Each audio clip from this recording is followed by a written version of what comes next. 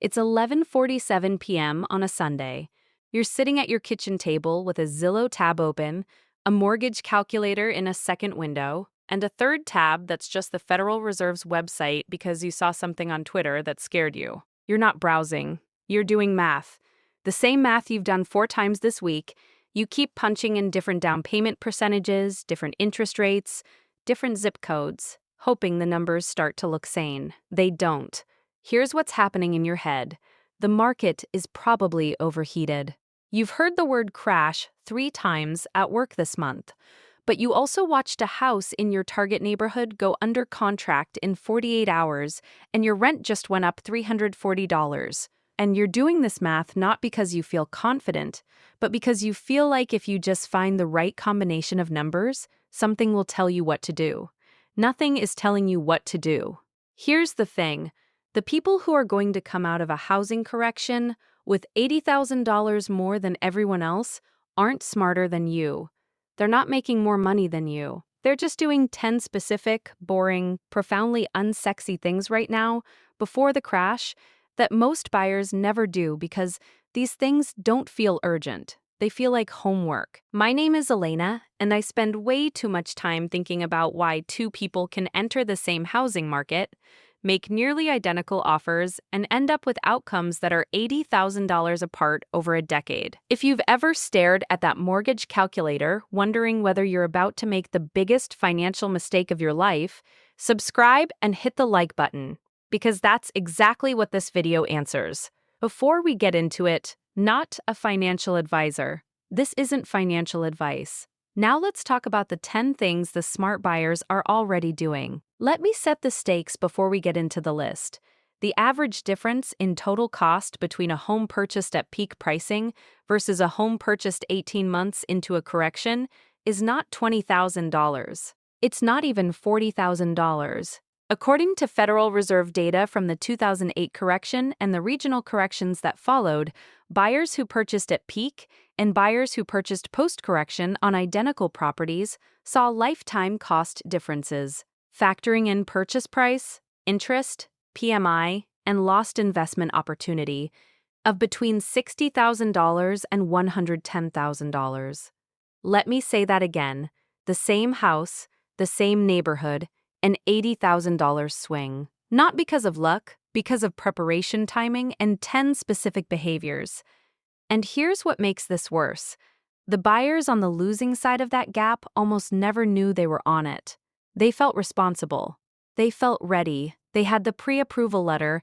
Here are the 10 things the smart buyers are doing right now. 1. They lock their approval amount in a drawer. Meet Jordan and Casey, both 34. Both make around $94,000 a year. Both renters, both watching the housing market like hawks. Both got pre-approved for $420,000 by the same type of lender. Jordan told everyone. The approval amount became the budget. They started looking at $400,000 homes. Casey told no one. Casey looked at homes priced at $330,000. Here's what most people don't realize about pre-approval amounts. They are the maximum number your lender will allow, calculated at the maximum debt-to-income ratio your profile supports. They are not a recommendation. The bank approved Jordan for $420,000 the same way a casino approves you for a $50,000 credit line, because it's profitable for them, not because it's optimal for you. Smart buyers treat the approval letter like a ceiling they never intend to touch. They set their own internal ceiling, usually 20 to 25% of take-home income on PITI, principal, interest, taxes, insurance. And they shop far below the approval number. The approval is a fire escape. It's not the floor plan. Habit 2. They run the true cost number, not the listing price. The listing price is the number the seller wants you to think about. Smart buyers have a different spreadsheet. Take a $380,000 home with 10% down. The listing price is $380,000. Here's the actual number. $342,000 loan at a 7.1% interest rate means $2,290 per month in principal and interest. Add property taxes in an average market, roughly $4,200 per year or $350 per month. Add homeowners insurance at $175 per month. Add PMI since you're under 20% down. Another $175 per month. That's $2,990 a month before you've touched a leaking pipe. Over 30 years, you will pay $1,076,400 on a $380,000 house. Sit with that. The trap disguises itself as a monthly payment. The monthly payment feels manageable.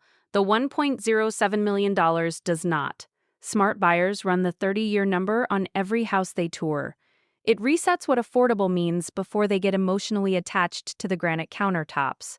Habit 3. They build a crash scenario budget before making an offer. Here's what nobody tells you to do. Before you make an offer on a house, run a budget assuming your income drops by 25%. Not because you think it will, because this is how you find out whether you're buying a home or whether you're buying a liability trap with a garage. Smart buyers call this the stress test. Take your projected monthly PIT, add $300 for utilities, add $250 for maintenance reserve, rule of thumb, 1% of home value annually, divided monthly. Now remove 25% of your take-home income. What's left? If the answer is less than $500 in monthly discretionary income, after all fixed expenses, you are not buying a house. You are buying a financial hostage situation. One job loss, one medical event, one recession, and you are in trouble. Not because you were irresponsible, but because you bought at the edge of your capacity. Smart buyers only buy homes that pass the stress test. If it doesn't pass at 25% income reduction, they walk. This isn't pessimism. This is how you stay in the game long enough to benefit from the correction that's coming instead of becoming one of its casualties. Habit 4. They ignore the rate and watch the spread. Most buyers look at the mortgage rate on a lender's website and make decisions based on that number. Smart buyers look at the spread between the 10-year Treasury yield and the 30-year mortgage rate. Here's why this matters. Historically, 30-year mortgage rates run about 170 basis points above the 10-year Treasury. When the spread widens, as it did in 22-3 when it hit 310 basis points, that signals market distress in the mortgage-backed securities market.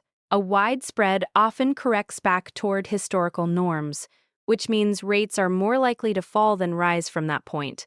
Smart buyers track the spread monthly. When it's wide, they know a refinance opportunity is statistically more likely within a 24-month window. This changes the math on whether to buy now or wait, not because they can time the market, but because they understand what the market is actually saying. The listing price tells you what the seller wants. The spread tells you what the bond market knows. We're 4 habits in. I know what you're thinking. These first 4 are financial mechanics, numbers you can run in a spreadsheet. The next 6 are where this gets genuinely uncomfortable, because the next 6 are about psychology, and the psychological traps in a housing decision are almost never what you think they are. Stay with me. This is where the $80,000 actually lives. Habit 5. They have a written walkaway number before the tour. Jordan? Remember Jordan, who shared the pre-approval number, made an offer on a house listed at $389,000. They told themselves beforehand, we'll go up to $405,000 if there's a competing offer. They ended up at $431,000. In an escalation clause bidding war, the house needed a new roof. Research from behavioral economics at Northwestern University found that buyers who physically wrote down a maximum offer number before touring a home were significantly less likely to exceed it than buyers who kept the number mental. The act of writing it down creates an external commitment that resists in the moment emotional override. Smart buyers write the number on paper before the showing. They give it to their agent or their partner. They treat it as a contract with their future self. Once you are inside a home you love, your brain is flooded with dopamine, and your prefrontal cortex, the part that does long-term financial math, gets functionally outgunned. The written number is you from yesterday protecting you from you today. Habit 6. They treat every rate quote as the beginning of a negotiation. The first rate quote a lender gives you is not the rate, it is the opening position in a negotiation that most buyers never realize they're in. Smart buyers get a minimum of 3 loan estimates from a bank, a credit union, and a mortgage broker, and they use each one against the others. A Consumer Financial Protection Bureau study found that borrowers who obtained 5 rate quotes saved an average of $3,000 in interest over the life of their loan compared to borrowers who accepted the first offer. On a $350,000 mortgage, a 0.25% difference in rate is $16,000 over 30 years. The trap here disguises itself as loyalty. You've been with your bank for 12 years. They know you. It feels strange to shop around. That feeling costs you 5 figures. Mortgage lenders expect to be shopped. The ones who don't find different lenders. Habit 7. They read the inspection report like an investor, not a buyer. Most buyers read an inspection report looking for deal breakers. Smart buyers read an inspection report looking for negotiating leverage and future capital expenditures. There is a difference. A cracked heat exchanger on a 15-year-old furnace is not just a safety issue. It is a $4,000 to $7,000 line item that belongs in your renegotiation. A roof with 5 to 7 years of life left is not a deal breaker. It is a $15,000 future liability that should either reduce the offer price or trigger a seller credit. Smart buyers bring their inspection report to a second conversation with their agent and ask one question: what can we renegotiate? The National Association of Realtors found that buyers who renegotiated after inspection in a soft market received an average of $6,200 in price reductions or seller concessions. In a hard market, that number falls, but it never falls to zero. The report is a second offer opportunity. Most buyers treat it as a pass-fail test. Habit 8. They do not anchor to the neighborhood they fell in love with online. Casey, the smart buyer from Habit 1, fell in love with a neighborhood online. The coffee shops, the walkability score, the school rating. They visited it twice. Then they looked at 3 adjacent neighborhoods within 8 minutes of that target area. They found that neighborhood B had a walk score 12 points lower, schools rated 2 points lower, and median home prices $55,000 lower. Casey bought in neighborhood B. In 5 years, both neighborhoods had appreciated at nearly identical rates. Casey's $55,000 savings compounded in an index fund is now worth $79,000. The trap here is online neighborhood anchoring, the way that browsing Zillow for a target area causes you to emotionally commit to that area before ever visiting the surrounding geography. Smart buyers force themselves to tour at least 2 adjacent neighborhoods before finalizing a target area, not because they'll necessarily move their target, but because the comparison resets their price expectations in a way that can save tens of thousands of dollars. Habit 9. They have a clear definition of what a crash means to them before it starts. This is the habit almost nobody talks about, and it might be the most important one on this list. Most buyers say they're waiting for the crash, but they have no definition of what that means. Does it mean a 5% price reduction, 10%, 20%? Does it mean rates fall to 5.5%? Does it mean 6 months of inventory appear in their target zip code? Without a definition, waiting for the crash is not a strategy. It's a feeling that will prevent you from acting at every point in the cycle, before, during, and after the correction, because something will always feel uncertain. Smart buyers write down exactly what market conditions would cause them to buy. Specific numbers, specific indicators. I will buy when 30-year rates are below 6%, and median list-to-sale ratio in my zip code is below 98%. That's a definition, that's a trigger, that's a strategy. Without it, you're not waiting for opportunity. You're waiting for courage that will never fully arrive. And while you're waiting, with no definition, the person who did have a definition already closed. Habit 10. They do the work now so they can move fast when the moment arrives. In every housing correction, the best deals disappear in hours, not weeks. Smart buyers know this, so they don't wait for the correction to start their homework. They do all of it now, in the quiet before the signal. That means Fully underwritten pre-approval, not just pre-qualified, already in hand. Agent relationship already established. Target neighborhoods already toured multiple times. Walkaway number already written down. Crash scenario budget already run. Inspection contacts already identified. Here's your real-world anchor for this habit. Ronald Reed was a Vermont gas station attendant and janitor who died in 2014, leaving an $8 million estate, almost entirely in stocks. He was not a financial genius. He was not lucky. He was a man who made a list of exactly what he would buy, under exactly what conditions, and then waited with complete readiness. When the conditions appeared, he moved without hesitation. He had already done the work. The buyers who capture the best deals in a correction are not the ones who react the fastest. They're the ones who prepared so thoroughly that reacting fast became inevitable. They had already done, in the quiet, everything that others scramble to do after the headlines arrive. Let's close the loop on Jordan and Casey.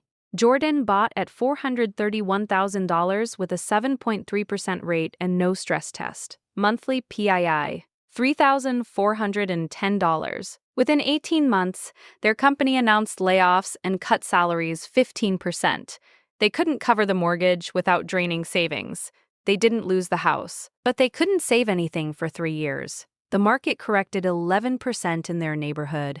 They are not underwater, but they are anchored. Every dollar goes to the house. Casey bought at $336,000 with a 7.0% rate and passed the stress test at 30% income reduction. Monthly PII, $2,670. When the correction came, Casey had $23,000 saved and a fully underwritten pre-approval for a second property. Casey didn't buy a second property, but Casey could have. And that optionality, the ability to make decisions based on what Casey wanted, rather than what the mortgage required, is the real asset. At 45, Casey's projected net worth will be $290,000 higher than Jordan's, at the same income over the same decade. Not because Casey earned more, because Casey had a written number, ran the stress test, shopped 3 lenders, and defined what waiting for the crash actually meant. The $80,000 gap didn't open at the closing table. It opened in 10 small moments across 18 months.